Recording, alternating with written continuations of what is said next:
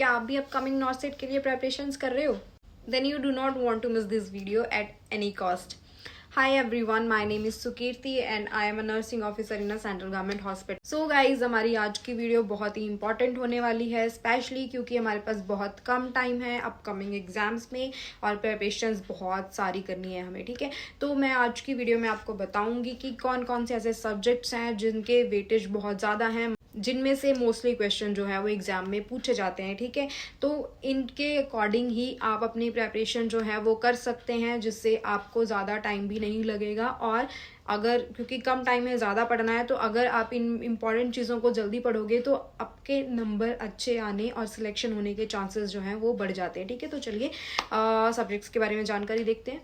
सबसे पहले नंबर पे आता है हमारा फंडामेंटल ऑफ नर्सिंग और सेकेंड नंबर पे हमारा आता है मेडिकल सर्जिकल नर्सिंग. ये दोनों ही सब्जेक्ट्स बहुत ही ज़्यादा इंपॉर्टेंट हैं. आप लोगों को ऑलरेडी पता होगा कि हर बार जो है इनमें से ही बहुत सारे क्वेश्चन जो हैं वो बनते हैं. ठीक है, चाहे फिर वो सिनेरियो बेस्ड हो या फिर किसी भी तरह के क्वेश्चंस आए, उन सब्जेक्ट्स में से क्वेश्चन जो है वो बनते ही बनते हैं. ठीक है, तो आपको इन दोनों सब्जेक्ट्स को सबसे पहले पढ़ना है, सबसे अच्छे से पढ़ना है और ज़्यादा ध्यान देकर पढ़ना है. छोटी छोटी चीज़ों को भी अच्छे से आपको समझने की कोशिश करनी है इन सब्जेक्ट. थर्ड नंबर पे हमारा आता है ऑब्स एंड गायनोकोलॉजी. ये सब्जेक्ट भी बहुत इंपॉर्टेंट है. इसमें से भी बहुत सारे क्वेश्चन जो हैं वो हर साल हर तरह के एग्जाम्स में पूछे जाते हैं, चाहे फिर वो RRB हो, ये वो ESIC हो, ठीक है, वो DSSB हो या फिर हमारा नॉर्सेट हो. ठीक है, next subject that is fourth subject है हमारा कम्युनिटी हेल्थ नर्सिंग, जिसपे से हर बार 10 to 12% क्वेश्चन जो है वो बनते ही बनते हैं. ठीक है, हमारा जो टोटल क्वेश्चन पेपर है उसमें से हर बार 10 से 12 क्वेश्चन जो है वो कम्युनिटी हेल्थ नर्सिंग में से ही पूछे जाते हैं. नेक्स्ट सब्जेक्ट है हमारा पीडियाट्रिक नर्सिंग, जिसमें से भी हर बार 8 to 10 क्वेश्चन जो हैं वो पूछे ही जाते हैं हर तरह के एग्जाम्स में. सिक्स्थ सब्जेक्ट है हमारा मेंटल हेल्थ नर्सिंग का. ठीक है, मेंटल हेल्थ नर्सिंग भी 7 to 10% का वेटेज रखता है. इसको भी आपको अच्छे से पढ़ना है क्योंकि इसमें से भी बहुत सारे जो क्वेश्चंस हैं वो ड्रग्स के ऊपर या डिजीजेस के ऊपर बनते ही बनते हैं. नेक्स्ट सब्जेक्ट है हमारा फार्माकोलॉजी. फार्माकोलॉजी के बारे में अगर मैं आपको बोलूँ तो ये आपको अलग से पढ़ने की जरूरत नहीं है अकॉर्डिंग टू मी, बिकॉज जो फार्माकोलॉजी के क्वेश्चंस हैं वो मोस्टली हमारे हर सब्जेक्ट के अंदर ही इंक्लूड है. लाइक कि MSN के अंदर ही हम फार्माकोलॉजी का काफ़ी सारा पोर्शन पढ़ लेते हैं. पीड्स में, गाइनी में, हर किसी में डिजीजेस के अकॉर्डिंग फार्माकोलॉजी जो है वो है. ठीक है, तो इसका इतना ज़्यादा वेटेज नहीं. 3 से 4 क्वेश्चन जो हैं वो हर एग्जाम में फिर भी फार्माकोलॉजी के आपको देखने को मिल जाएंगे, जो मोस्टली जैसे मैंने बताया वो ऑलरेडी जो दूसरे सब्जेक्ट्स हैं उनमें से ही आता है. ठीक है, तो आपको अगर आप चाहो तो सेपरेटली ना पढ़ के इनको बाकी सब्जेक्ट्स के साथ ही रिलेट करके पढ़ सकते हो.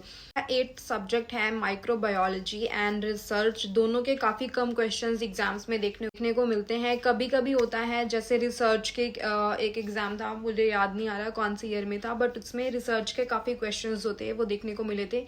RRB का ही एग्जाम था आई गेस.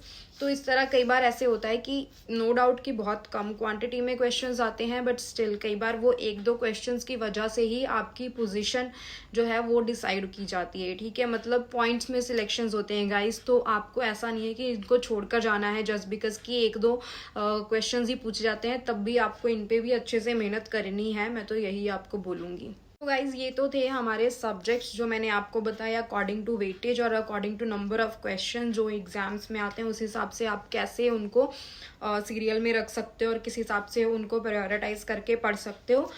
एक चीज़ और मैं ऐड करना चाहूँगी, हमारा क्रिटिकल केयर नर्सिंग जो आई थिंक MSN के अंदर ही हमारा पूरा चैप्टर है, उसके ऊपर आपको वो भी अलग से पढ़ना है अच्छे से, जिसमें प्री, पैरी और पोस्ट ऑपरेटिव केयर जो है हमारी आती है. उसमें से भी एग्जाम्स में काफ़ी बार बहुत सारे क्वेश्चन जो हैं वो देखने को मिलते हैं, तो उसे ज़रूर अच्छे से पढ़िए.